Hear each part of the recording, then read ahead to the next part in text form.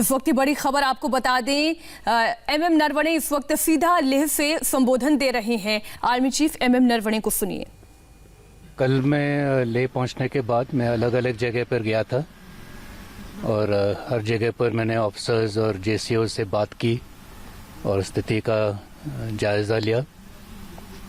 जवानों का मनोबल बहुत ऊंचा है और वो हर चुनौती का सामना करने के लिए तैयार है और मैं यकीनन कह सकता हूं कि हमारे जवान सबसे अच्छे जवान हैं और वो ना सिर्फ इंडियन आर्मी का लेकिन देश का भी नाम रोशन करेंगे।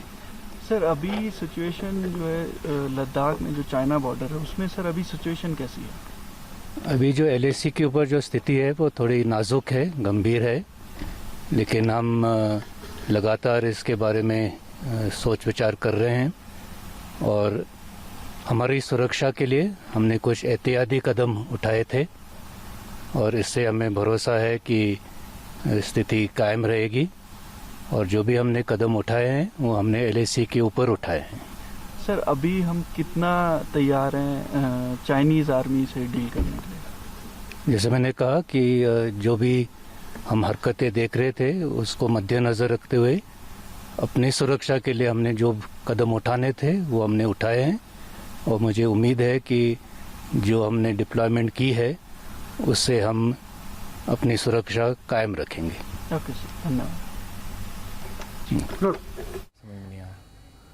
मैंने जवाब दिया। वो सिचुएशंस जो चल रही हैं उनको आने वाले दिनों में डील करने के लिए सर क्या क्या तैयार हैं? अभी जैसे आपको मालूम है पिछले 3 महीने से स्थिति नाजुक ही थे। जो यथास्थिति है उसको हम बरकरार रखेंगे और इसको बरकरार रखने के लिए अलग अलग ज़रिए से बातचीत चल रही है, मिलिट्री लेवल पर भी, डिप्लोमेटिक लेवल पर भी, और हमें पूरा यकीन है कि जो अभी समस्या खड़ी हुई है उसको बातचीत के ज़रिए पूरी तरीके से हल किया जा सकता है। ओके सर, धन्यवाद। Rolling. Sir, you have reached Leh and reviewed operational preparedness. Sir, how did you encourage the soldiers' motivation and what did you tell them? Well, after reaching Leh, I had gone to various places, and in each of these places, I met the officers, the JCOs, the men, and I took a first-hand account of the situation on the ground. And they are highly motivated, their morale is high, and they are fully prepared to deal with any situation that may arise. I would like to reiterate, as always, that our officers and men are the finest in the world, and they will not only make the army proud but also the nation proud. Sir, what is the current situation right now? Well, the situation along the LAC is slightly tense. Keeping in view of the situation, we had undertaken some precautionary deployments for our own safety and security, and these deployments we undertook along the LAC so that our security and integrity remain safeguarded.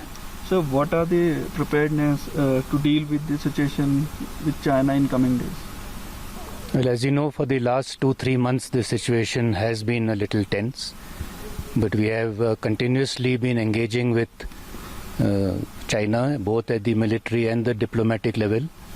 These engagements are ongoing and will continue in the future also, and we are very sure that through this medium of talks, whatever differences we have will be resolved, and we will ensure that the status quo is not changed and we are able to safeguard our interests. Okay, so thank you. Thank you.